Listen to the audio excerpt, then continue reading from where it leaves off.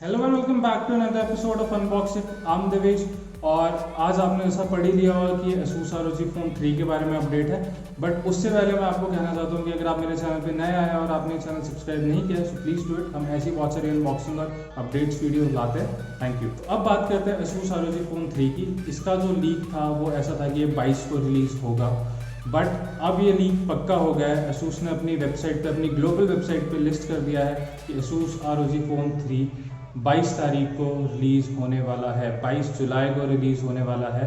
और इंडिया के टाइम के हिसाब से वो नियर अबाउट शाम के 8:30 बजे होगा, तो नियर अबाउट 8:30 PM पे वो रिलीज़ होगा अगर आप इंडिया का टाइम देखें। तो उस हिसाब से 22 तारीख को आपको ASUS ROG फ़ोन के बारे में पता लग जाएगा कि उसमें क्या क्या है।